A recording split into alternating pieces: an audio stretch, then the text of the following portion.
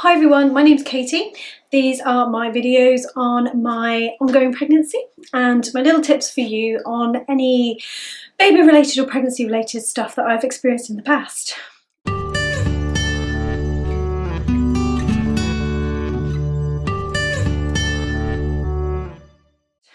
So today I am 37 weeks and 2 days pregnant.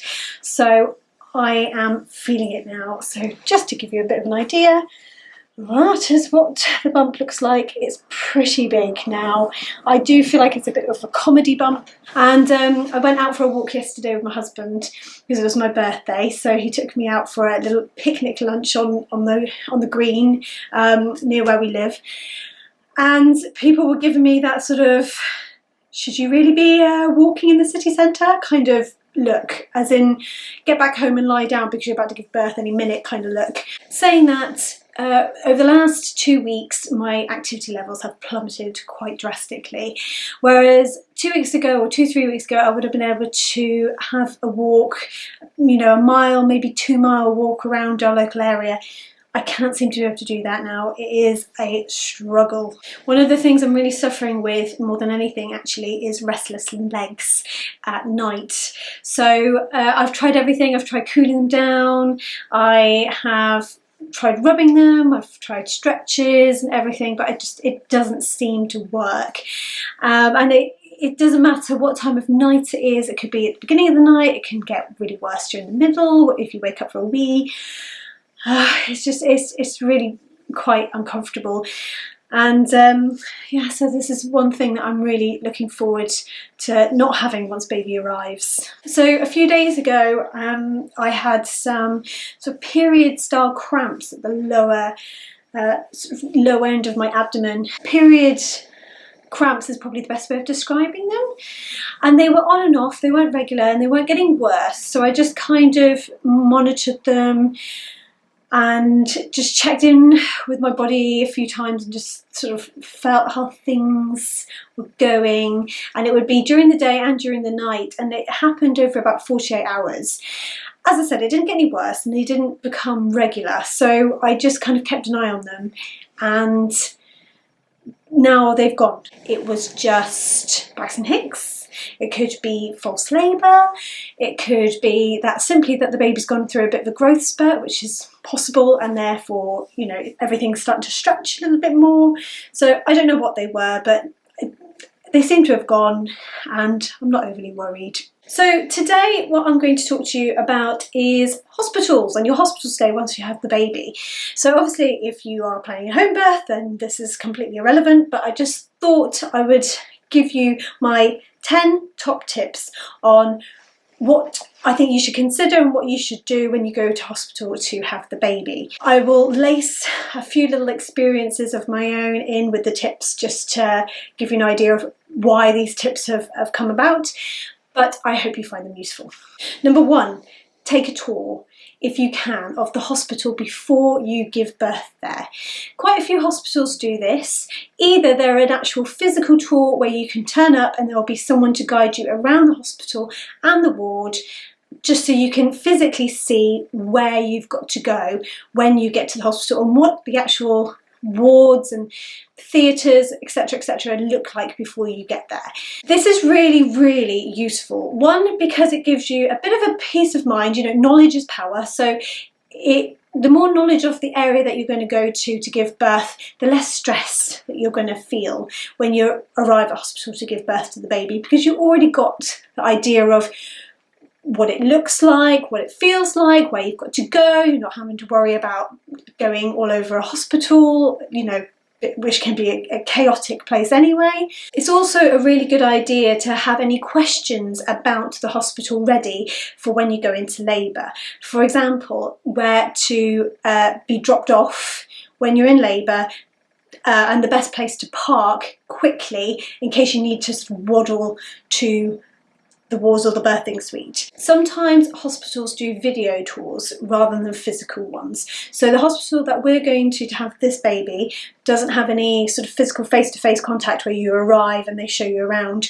So again, although it doesn't give you an opportunity to ask any questions, again, it can put your mind at ease that you have a good idea of what the area looks like and what's on offer when you arrive in the hospital. Number 2, if you can afford it, and only if you can afford it, I would opt to get a private room.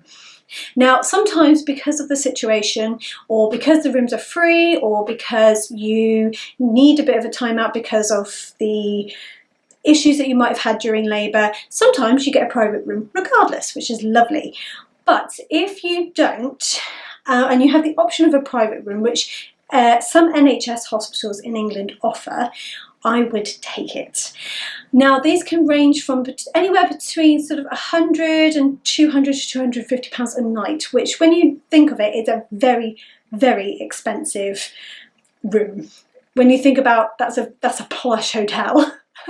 But it's going to be the thing that will probably make you most relaxed post-labour. We're thinking about it when we had our daughter, but we ended up not, just because we were hoping that actually our stay would be quite quick and that, you know, it wouldn't be an issue. But in hindsight, the ward setting after you've had your baby can be a little bit stressful in itself.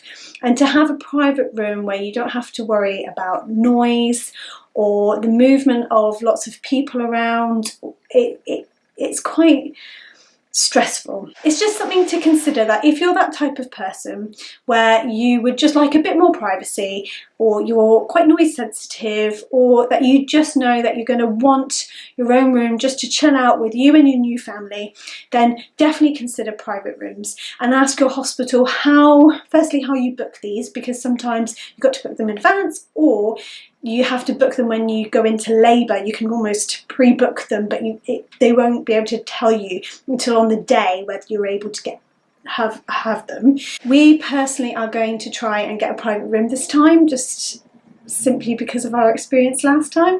But if you're the kind of person that actually you like to be surrounded by people, and having that communal sort of area that you can talk to other mums, especially if you're a new mum and you want to ask questions and you want a bit of, I don't know, support around you, then yeah, a ward setting will definitely be beneficial for you. Moving on from that, if you do end up in a ward setting, if you have a choice, ask to be by a window, which I know it sounds quite a small detail, and I suppose you could argue when you've just had a baby, that's the least of your worries.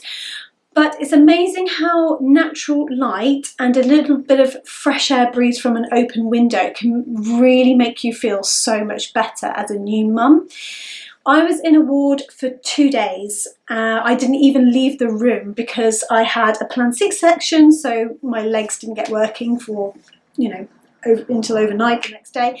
So I was luckily put by a window immediately, and it just made everything better just to be able to look out. You would be able to, as I said, crack a window open, get a bit of fresh air, because it can get quite stuffy in hospitals. And also, natural light for a newborn baby is the best thing you can do, especially if your baby has suffered with a little bit of jaundice after it's come out, which is very common. So hospitals in the UK give you your meals for you when you have a baby. But just something to be aware is that your partners will not get any meals, which again might sound obvious, but you might not consider this until the actual time. In which case, it's probably a good idea to ask your partners to either go down and get their own meals before they come up and visit you, or just ask them to take breaks, or just take a load of snacks in bulk, and then they can stay there with you for the day. I personally just shared my meal with my husband, because I think after having a C-section and all the drugs and all the excitement and everything like that, sometimes you don't want to eat a full meal, and sometimes it could be quite large meals. So we just end up sharing a meal and having snacks throughout the day. So just something to be aware of when your partner comes to visit you. On that note, check whether your hospital allows your partners to stay with you overnight. Now, this isn't a given with every hospital throughout the UK. In my last hospital that I had my daughter in, I wasn't allowed to have my partner in. I think partly because it was a ward scenario, so obviously having men stay in a ward with privacy, etc., etc., it can be quite a strange environment. So although this isn't really a tip, it's more a tip because I encourage you to speak with your partner and maybe ask whether or not they actually want to stay, if that is a choice that you have. Because although you think naturally, of course I want my partner to stay, I would love them to be by my side at night to help me, etc., etc., etc. Actually, in reality, sometimes it's better for your partner to go home, have a really good night's sleep or a rest, and then come back the next day and actually wait on you hand on foot. I've got a very good friend who actually was in a hospital who allowed partners to stay. And her husband, because he didn't get a very good night's sleep, because often they either are like fold out plastic beds or they're like recliner chairs, because he wasn't able to sleep very well, he was a grumpy bear the next day. And she found him less useful than if he had just gone home, got a good night's sleep and come back and waited on her hand and foot. Number 6, and I cannot stress this enough, if midwives or any other health professional offers you help whilst you're in hospital, take it in any form, because you're never going to have this amount of help on tap ever after you've had a baby. So obviously when you're at home, obviously you have health visitors, you have midwives, but they're not always going to be there physically for you. In hospital, midwives are just around the corner all the time. So ask for their help whenever you can. What we did when I had my daughter is I expressed some colostrum in a little cup, and they took that away with my daughter and they took her away for a couple of hours in the middle of the night. And what they did is every time she got hungry, they just feed her the colostrum, which is a tiny, tiny amount. Babies do not need that much. And I was able to sleep solidly for about 2.5 hours, which was heaven sent. It was amazing. So when they finally brought Emily back, I was able to give her all my attention. I felt a bit more refreshed, although I was still groggy, obviously, but it meant that I was more switched on as being a new mum. Number 7, bring earplugs. Okay, I cannot stress this enough as well. This is really important. Going back to how much noise other people can make in wards, and even if you have a private room, just the general hustle and bustle of people moving around can be really, really disturbing, especially when you're trying to sleep and get those precious hours of sleep. Talking about these kind of moments that your husband or partner is in the room looking after baby, or if the midwives have taken baby away to look after them for a few hours, use your earplugs completely. Zone out. You can get the wax ones, they're the best ones that you really mould to your ear. It means that you don't have to worry about noise. If you're noise sensitive like me, this is really important.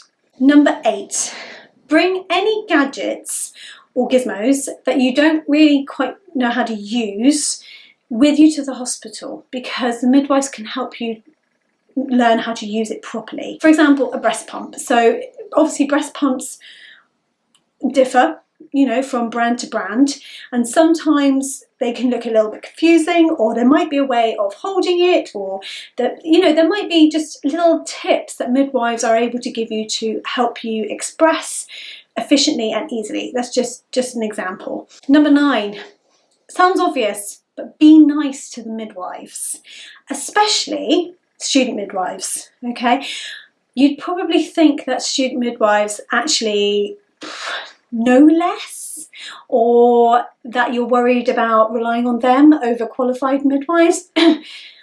No, that's completely, we had a completely opposite experience. The handful of midwives, student midwives that we had, they had come in because they had a full night's sleep and they were learning during the day. So they were fresh, they were eager, they wanted to do anything for you. Or on the flip side, they were slightly maturer midwives who were retraining, who actually knew exactly what you were going through because they had children of their own. So actually they could give you tips. They were, you know, teaching you how to do things. They were helping you breastfeed. And actually the student midwives were the ones that we found the most helpful and the kindest towards us throughout our whole hospital stay. Number 10. My last point is try and get around moving as soon as possible straight after labour. I know, again, you probably don't want to hear this, especially say if you've had a C-section, because obviously your legs are going to learn how to work again, but get moving. And one of the reasons why I encourage this the most is because you have got to learn how to pee and poo all over again. Again, regardless of whether you've given birth naturally or whether you've had a C-section, your body's going to be in shock. And therefore, these simple things like going to the toilet are going to seem almost impossible. So by getting yourself moving and walking, actually what you would be doing is encouraging blood to the area. You'll be able to, any kind of exercise means that it will encourage everything to move. Some hospitals actually have communal feeding areas, i.e.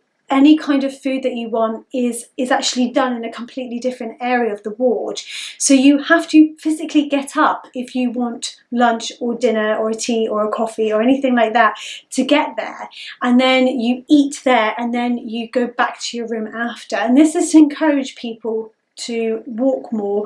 Right, so those are my top 10 tips that I would give you for your hospital stay when you go into labour and after you've had the baby. I hope you found them useful. Next time I'm going to talk a bit about what we've decided to buy this time to help prepare for the birth of the baby compared to what we had last time.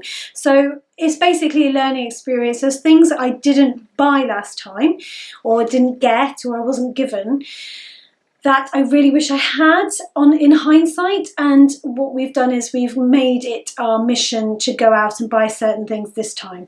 So I'm going to go through all those little things that we've bought and the reasons behind me buying them.